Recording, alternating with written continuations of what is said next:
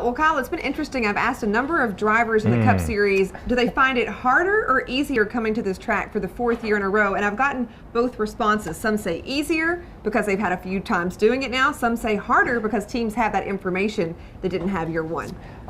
Chase Elliott finds it easy. Yes, he does. He's never found driving through the tunnel here and running this thing not easy, I think. But I think some teams find it harder because they begin to put pressure on themselves because they know they should be better. They should have better results than what they do. It's a tough little racetrack.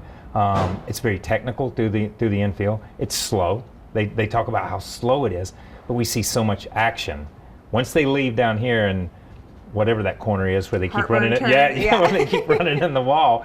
Once they leave there, there's mayhem. There can be mayhem in the infield. And really, I think when we all looked at it to begin with, we were like, oh, man, they're going to be on the banks. They're going to be a haul in the mail when they try to break and all this stuff.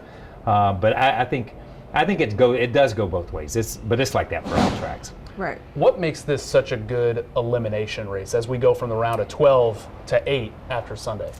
Well, you say it's a good elimination race, okay? Yeah, right. The drivers don't say it's a good elimination race because it's so unpredictable. What happens in any road course race is that you can run second or third all day long, and something happened with 4 or 5 laps to go, and there's still 36 cars on the lead lap. So you end up 35th or 36th. So your day is negated by one incident late in the race. That's the unpredictability. Where at a Martinsville or a Bristol or places like that, you feel like you've always got time to make up a few positions, and there's more people laps down. I think the problem with it to begin with, and we go back to your earlier question, is they've only got 4 or 5 races on this racetrack. So they don't have a deep book on this racetrack to go back to. And then you throw in lovely rain like we've had here before, then that changes it too. So I just think the unpredictability of what a road course is, it would make any road course, but this particular road course, it really gets you thinking about things. Heading into this race, Denny Hamlin, the only playoff driver that feels good. Yeah. He's the only one that's advanced to the round 3, the round of 8 people. So how are these other 11 drivers feeling coming into this Roval race? Well, honestly, coming off of Talladega, I don't think any of them has slept all week because even Kyle Larson, he lost 30-some points after Talladega. So he and I think Joey Logano, Brad Keselowski, Martin Truex, they're all within a couple of points.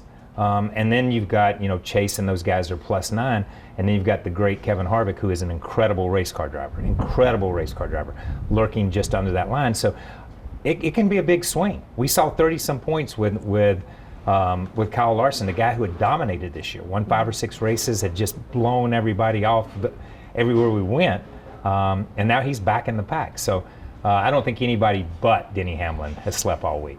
Is there any jealousy on your part that you never got to try a track like this, or is there so many variables that you don't even want to contend with it? So I'm very fortunate that Dale Jarrett and I get to do pre-race and post-race, and when you're doing pre-race and you look in the eyes of some of these drivers, it's like, man, I'm glad I'm not him. I'm glad I'm not. There's no jealousy, man. To be back in that position again, to be able to drive a car is one thing, but the pressure these guys have now, the pressure they feel from their sponsors, the pressure they feel from the fans, the pressure they put on themselves to advance to the round of 8. And it comes down to one race. This is like standing over that final putt at the Masters or at a huge golf tournament, out at Quail. You're standing over that thing and man, you make this putt. You get to go on, man. You get to go. And the problem is there's going to be a lot of missed putts here when they run the Roval. And you'll see them all from up there, so good for you. For sure. Thank you, Kyle. Thank you.